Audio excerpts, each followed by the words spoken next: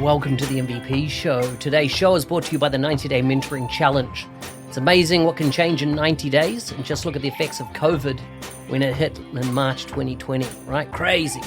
Anyhow, I run this 90-Day Mentoring Challenge for people that want to understand where their career is going, maybe take a new direction in their career in the area of Microsoft Business Applications. Registration's still open for 2022. 2021 is already run. If you want to find out more, go to nz365guy.com/mentoring. Now let's get on with the show. Today's guest is from Poland. He is a Dynamics Business Central team leader at Dynaway. He's currently on his first year as an MVP. He is involved with manufacturing and the logistic modules, which he considers the best thing to implement. You can check him out on Twitter at mynavblog or his website, mynavblog.com. Welcome to the show, Krzysztof. Hi, Mark. Hi. Hey, how are you? Good, thank you. You've gone quiet. What I'm going to do, I'm going to let you tell the audience what's your full name, because I couldn't even pronounce your last name. I know, a lot of people have problems. So my full name is Krzysztof Bialowas. Wow. Which does it have a meaning? Does your last name have a meaning? In fact, yes. It means white mustache. So wow, wow. Yeah. Incredible. So when we think of MVPs in Poland inside business applications, are there many? Not so many, but yes. And, with business applications, like I still see it like some, if you dig to the business application, then you have finance and operation, you have Power Platform and all of that. And to be honest, I'm only one who is related to Business Central, which was formerly now NAV, right? Dynamics NAV. So I'm very interested in Poland. It's one of the countries I've not got to, and of course it has a lot of history associated independently, but also associated with the Second World War. I had a niece that went and lived there for a year and worked as a teacher's aide, I think in a convent or something like this. So that was very interesting for her. But tell me, what are the best things about Poland in your mind? I think it's like, I'm always saying that if you want to travel and see a lot of things, then Poland is really great because we have sea, which is unfortunately cold sea, but we also have mountains. We have a district with lakes. So there's a lot of things which you can do here. It's like in every place in Poland, you will find something which has some history, so it's a really great place to travel. And what about food? What would you recommend when it comes to traditional food in Poland?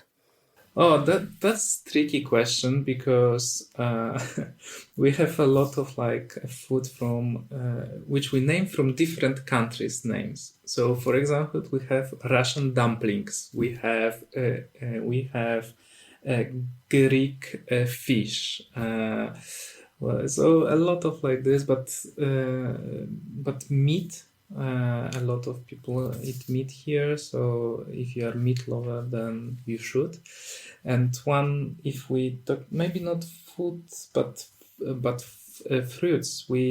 Poland is like big exporter of apples. So that's if you will go to Poland, you need to eat apples. That they are great, right? So a lot of types of apples. Wow, yeah. I did not know that. What about alcohol, spirits? Do you have any special, uniquely made? Like Russia's famous for its vodka. We also famous from vodka, right? So there's yes. I think we are one of the biggest manufacturers of vodka, and you can probably also will find it in your shop. It's called żubrówka, which is żubrówka. Yes, it's bison grass, so vodka. So you have a vodka, and inside it you have also a bison grass. So yeah, and I think that it's quite famous all over the world. And yeah, if we talking about spirit, then vodka, the first place. Also beer, but vodka is the first place. Yeah. How do you like to drink it? As in, do you, as in, you could make it into a cocktail, mix it with other things, or do you like to have it straight? No, if you talk about vodka, then straight. If you're going with żubrówka, then with apple juice. That's great combination. But normally, rather straight, like a shot. And do you eat anything traditionally with it? As in, like, why I ask, when I traveled across Russia on the Trans-Siberian Railway, one of the things I got talking to somebody in one of the garages, and he had a like a Coke bottle with no label on it, but full of homemade vodka, and him and I drank that for a wee while, and he would have a tin of meat that we ate with it. So we would skull, and then we would drink so then we'd eat this meat with it. So do you pair it with anything? Do you normally eat it with anything, or do you just drink it straight? Yeah, always people when visiting us here from different countries, they just drink vodka without eating anything. I would say, oh wait, you need to drink, you need to eat as well because you will not survive. So there's a lot of things. There is no like one common thing. Maybe like from famous things is tatar, and so raw meat, and that yeah. That's great, and everywhere in restaurants you will find it. In like 90s, I remember that a lot of people were eating herring in oil, but now it's like we don't drink so much anymore. But still, but it's less over the years, as I remember. So Yeah. So how did you get into IT? What was your journey to getting into IT? I was study not IT, but printing and paper making engineering. Wow. Yes. That's so interesting. Yeah, so that's my primary background, and then I was working for one company which was doing the systems for the printing houses, and then at some point I just moved to the company which was implementing Business Central or NAV. That started how I became a developer.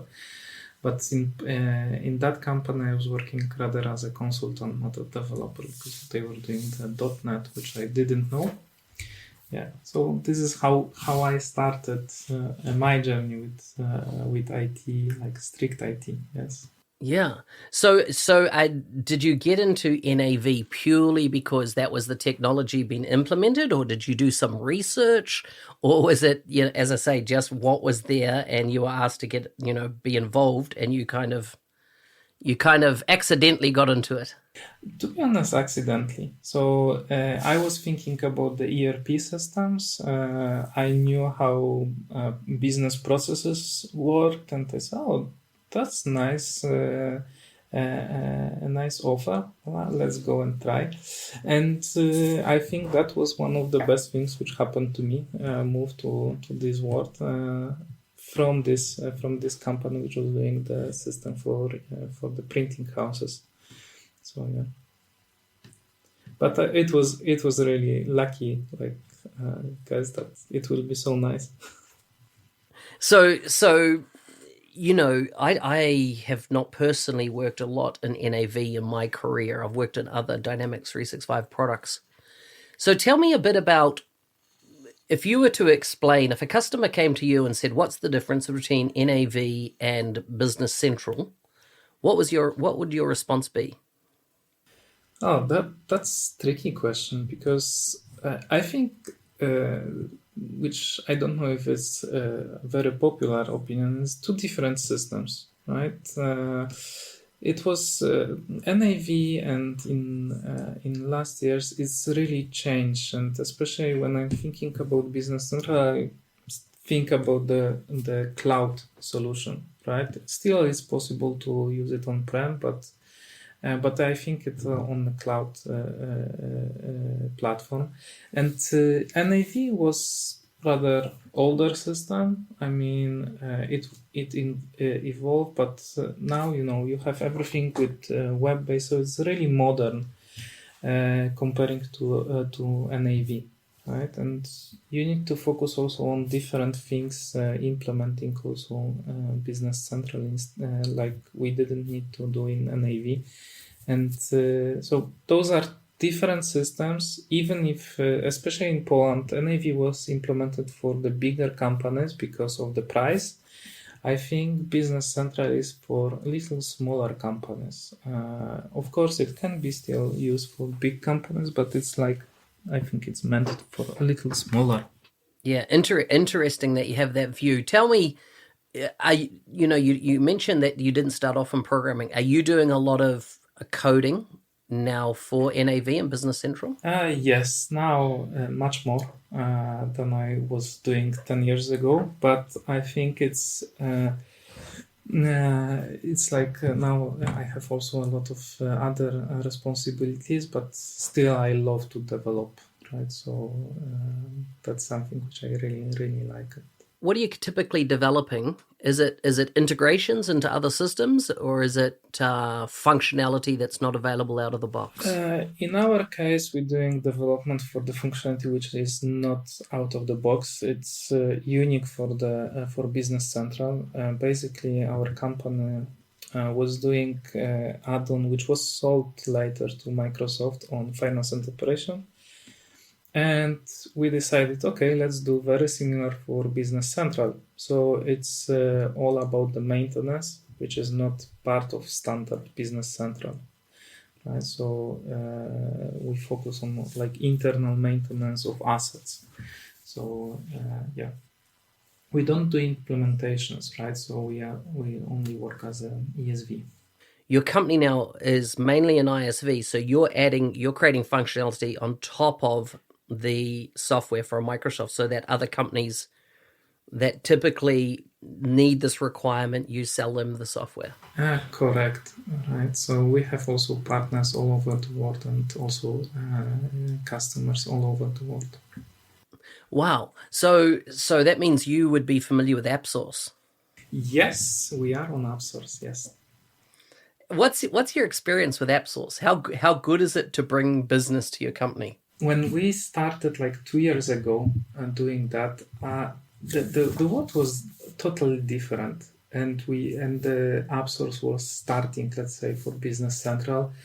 The validation process was totally manual and so on. Now it's much faster, and this is what Microsoft is doing is really great. We will have validation in hours. And I would never I'm always saying to my friends, it's like 2 years ago, I never would say that someone will just go and click button on such website as AppSource and install everything, and 15 minutes later he is ready to start working, right? Or let's say 20 minutes.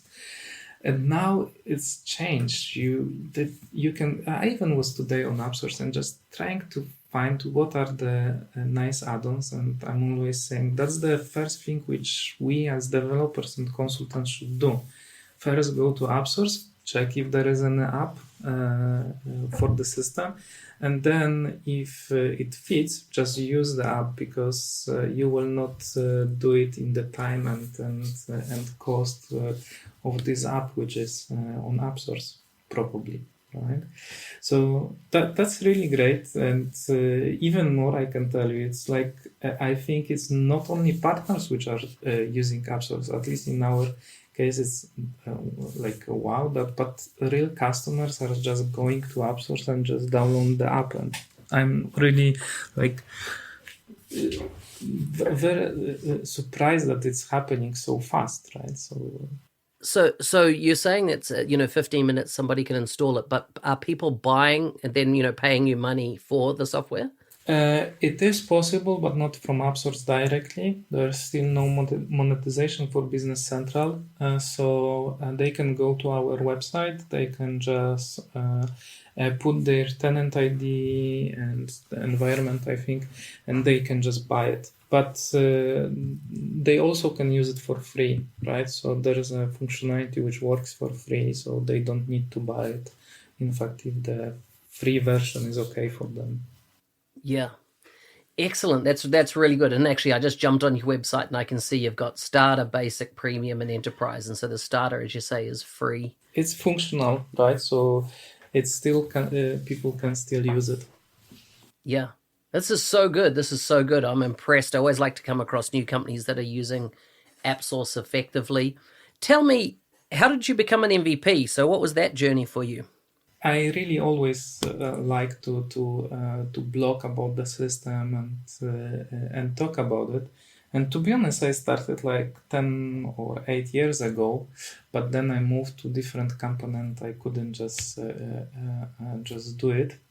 And when I backed again to the partner channel, I started to have a blog, and to be honest, my bosses were like, "Okay, yes, great that you are sharing this knowledge." So they were very like helping me with that, and I started also to do the speaking on some conferences. I also and I needed to prepare for one conference, so I also which was like a 1 day training on this conference. So I decided, okay, let's write a free book, or I'm calling it workbook, for beginners, right, with development. And later pandemia came, so one thing which I did, I tweet, okay, if there's anyone who would like to meet online. And it turns out that now we have like 30 meetings already with people, and we created a community with 600 people in it. And yes, so one day, Kamil, which I know that you were talking with him, he said, "I nominated you for MVP." I said, "Wow, that's the best day ever, right, in my career, right?" So that was the journey. This is so good. And like, that's incredible. Are you saying that before COVID, that community wasn't together? That community has come about since COVID? Yeah, basically the difference between those all events which are on the online, or it's like we don't record our meetings, and that's because I just want that people will be there if they want to learn something. That's one, but also that everyone will feel free, can join with the beer, like a meeting with friends after hours, right? Especially that we are doing it on Fridays and afternoon. So over those 30 meetings, there's over 600 people in the community, which at least once joined. Also people from Microsoft, but it's like on each meeting is average 40-50 people.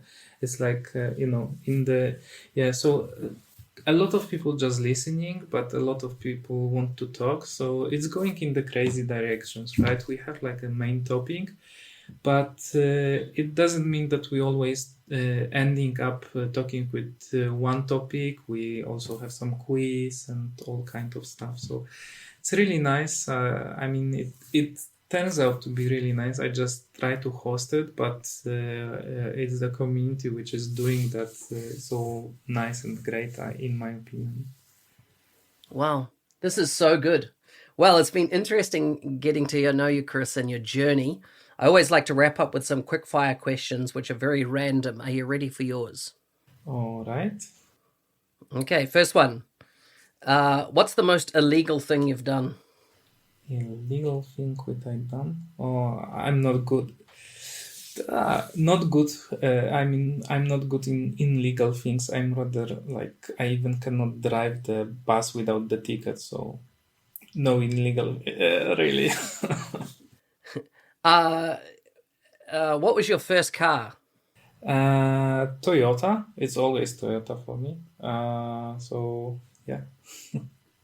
I have a Toyota. Yeah, but I can tell you about the my parents' car, which is it was very popular in Europe, in Poland especially. It was called. You need to Google that, Fiat 126P, which is very small car.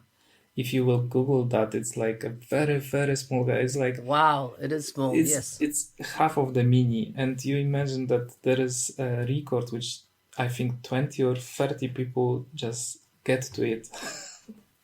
Wow. So it's an Italian car, isn't it? It was produced in Poland, but I think on some Italian license. Yeah. Very cool. Last question. Who's someone you really admire or look up to? In a lot of areas, different people, right? But I think in my career is a lot of people, especially MVPs, which help me, right, every day. So that's nice, and I always can talk with them. So that's great. I think I cannot say one person. Well, thank you very much for coming on the show. Thanks a lot, and it was really nice to meet you.